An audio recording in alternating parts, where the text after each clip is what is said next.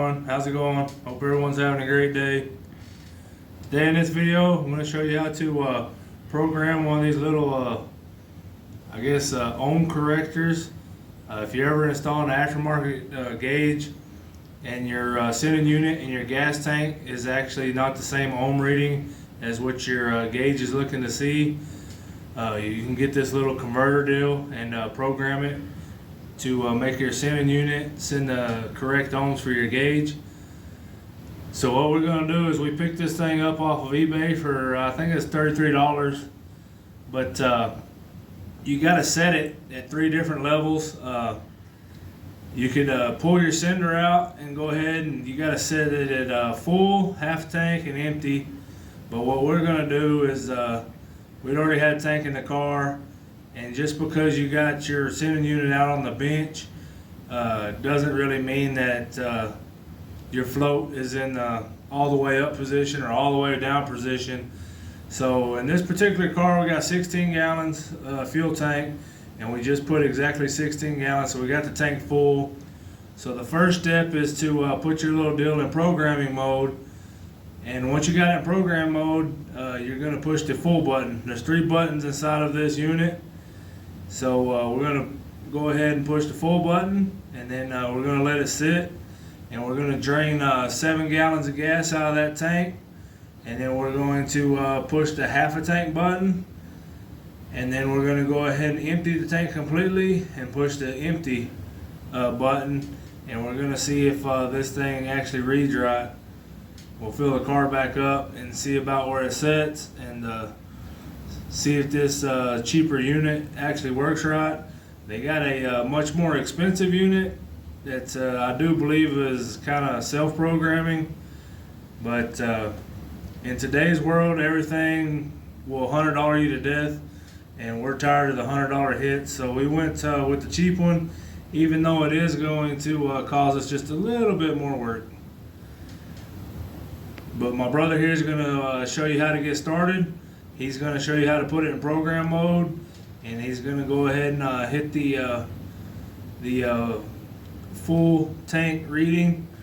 And then once we actually drain half a tank out, there's actually a little screw in there that you turn that will change the ohm. So when you know that your tank has half a tank of fuel, you will turn this screw till your gauge actually reads half, and then you will hit the half button to program the box, and then you'll go through the same steps to actually program it after you empty the tank.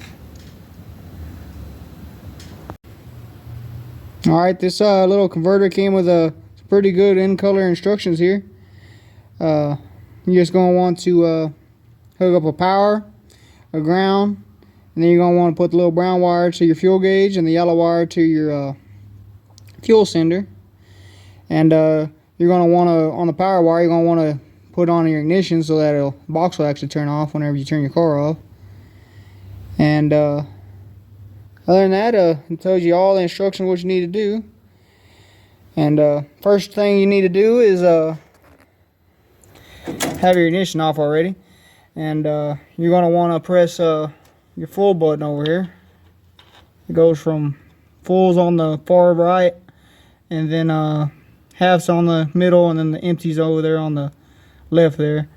And you're going to want to hold the button and then turn the ignition on, and then the light should go red.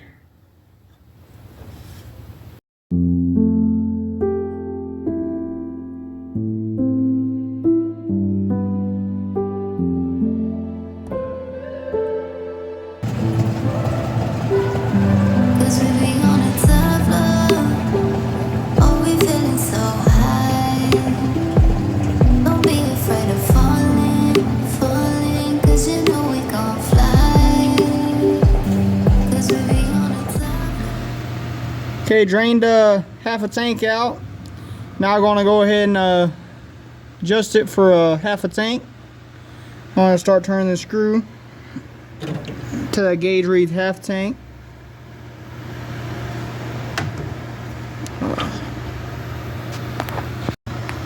Alright, you just barely got to even turn to get down to half tank. Just had to turn just counterclock, just a little bitty notch, and Now I'm just going, since that's set, I'm going to go ahead and press this middle button here.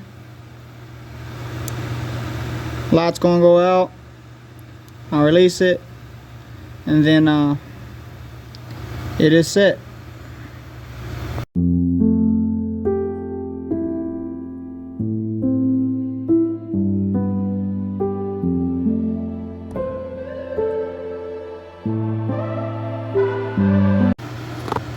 Okay, got it.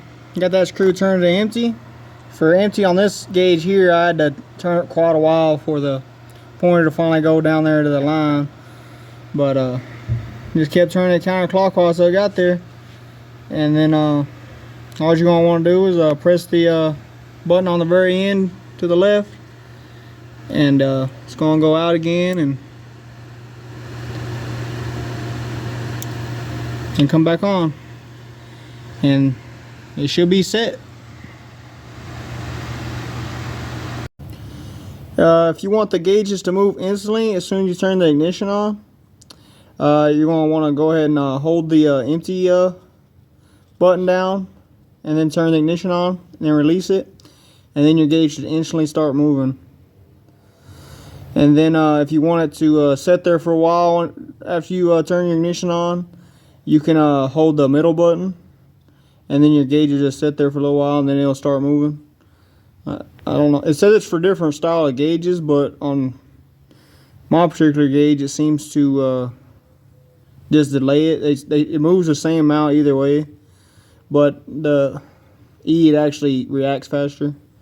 It just takes a while on the if you hit the half.